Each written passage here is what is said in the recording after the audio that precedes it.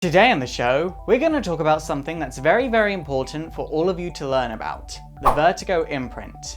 If you didn't know that the imprint was created as a way for DC to get around the Comics Code of Authority, then this show is for you.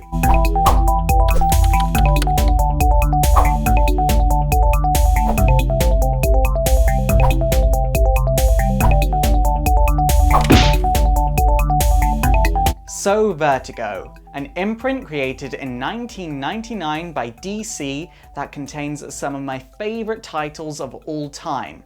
These titles include, but aren't limited to, Flex Mentallo, V for Vendetta, Madame Xanadu, The Books of Magic, Swamp Thing, The Sandman, and so many others.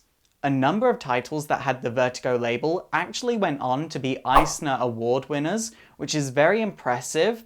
And Vertigo has actually gone down as being one of the more progressive comic book imprints of all time. When Vertigo was created is somewhat debatable, but it was definitely launched in 1993.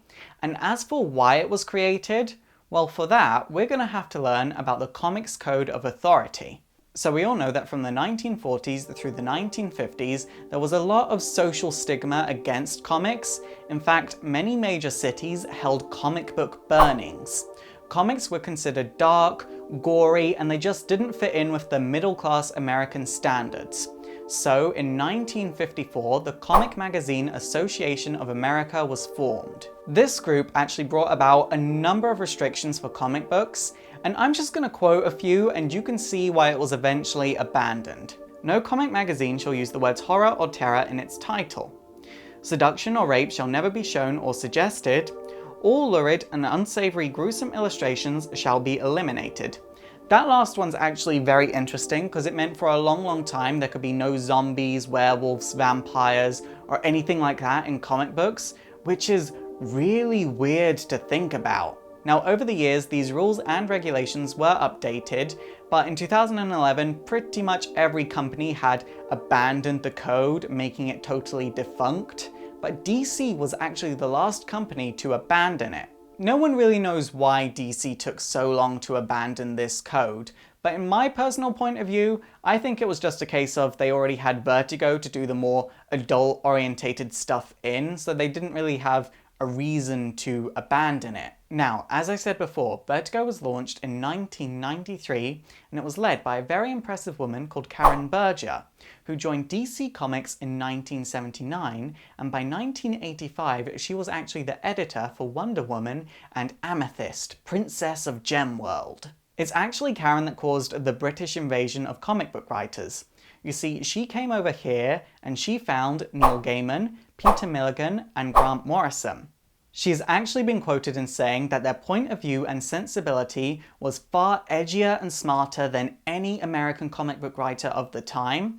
And personally, I think that just comes down to our difference in cultures, but that deserves its own video. She would work with these writers on titles such as The Doom Patrol, Animal Man, and The Sandman, and she would even work with Alan Moore on the saga of the Swamp Thing. Now, all these titles were placed in something called the Bergerverse, which was considered a really dark corner of the DC universe, but after a meeting with DC Comics, Karen Berger was given the job to create an imprint that would help comics grow up. Now, a lot of titles that were suggested for mature readers did have the Vertigo title in the end, but quite a few didn't exactly make it over, and I think that's good because it allowed future separation of the DC universe and the Vertigo label. A few Vertigo titles that are set in the wider spectrum of the DC universe include The Doom Patrol, Swamp Thing, Books of Magic, and Hellblazer. It is worth noting that over time, titles with the Vertigo label that was set in the DC universe became more and more rare, and I honestly think that's a very good thing. A few characters from Vertigo titles have appeared in the DC universe.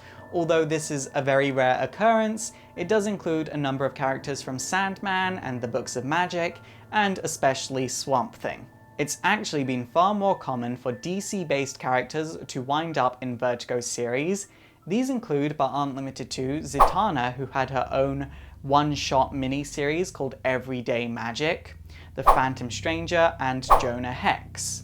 There are a few series that kind of sit between DC and Vertigo. These include the Legion of Superheroes, Doom Patrol, and Animal Man, although don't quote me on the Legion of Superheroes. It's a very weird situation. You see, when these characters aren't active on the Vertigo label, they're very active in the DC universe without their own title.